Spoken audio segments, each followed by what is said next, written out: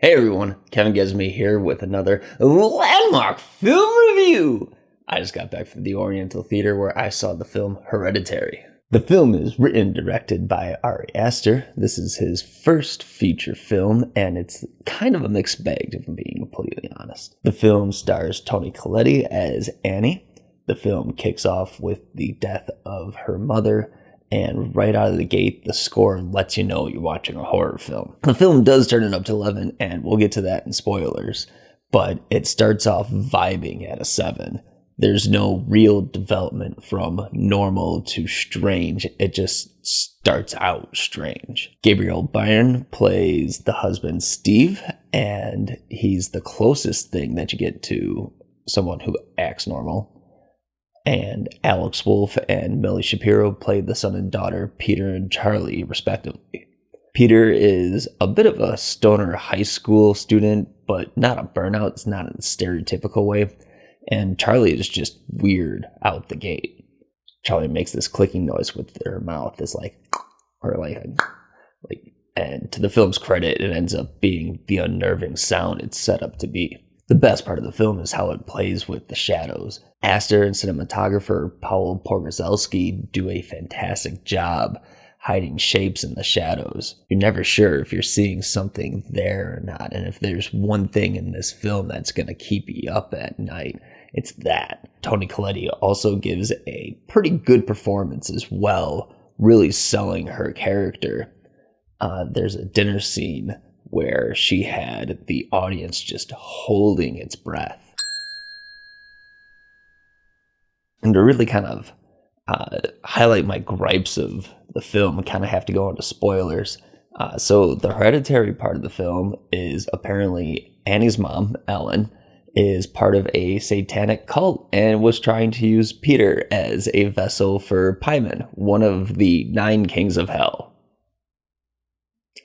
And the film totally goes there, too. Earlier in the film, Peter accidentally kills Charlie, and it's actually one of the most graphic things I think I've seen in a horror film in a while. So, and like, I know I'm not supposed to be, but this is the part where I would be going into things that I didn't like, but that was an actually like super intense, unnerving moment of the film. Like, that's one of the highlights of the film. He's driving her to the hospital because she's having this allergic reaction to peanuts, and the demon has been possessing her, I guess. She's the one who ended up being the vessel and not Peter from the start. And the sign that the demon inside her is this clicking noise that Charlie's been making. After she dies, the demon begins trying to take over Peter because he was the one person there after Charlie had died for the demon to latch onto.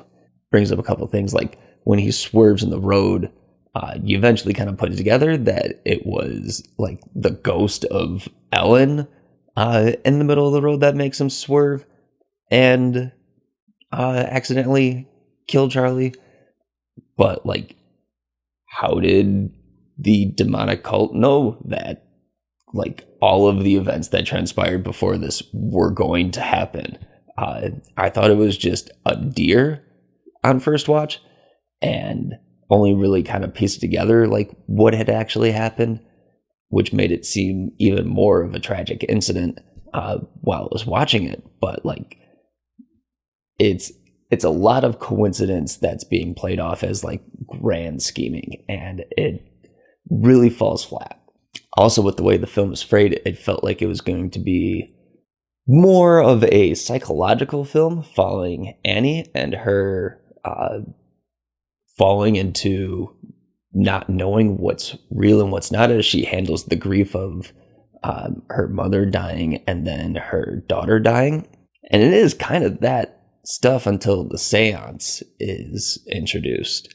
My biggest issue with the turn is they set up that Annie builds these small models, scenes of her life, and something could have really been done with that being part of what's real or what's not in her psychological breakdown. She's having these really vivid dreams throughout the beginning parts of the film, and they're some of the best parts of the film, and you really feel her losing it. But like, it only ever gets used as her being into her work and then destroying it at the end of the film. Like nothing really ends up being used with it, and it was just a letdown for something that seemed like it was going to be such a huge deal. All you ever really get of it is like the beginning is introduced with them, and then like the end shot is set up like one of her scenes, and it was a super letdown in my opinion. Overall, there are some really shocking moments.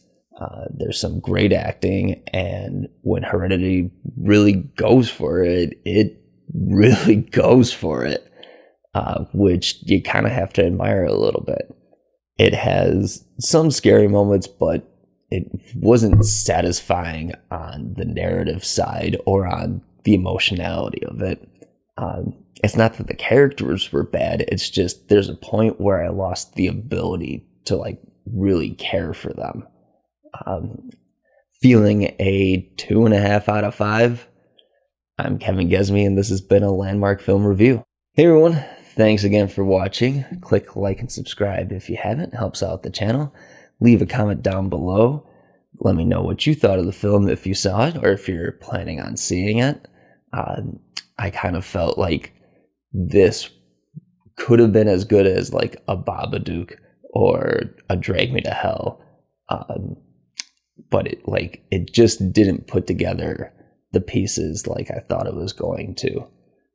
Hit the bell icon for notifications for when I post new videos, and check out some of my other reviews next to me over here. Thanks again for watching. We'll see you in the next video.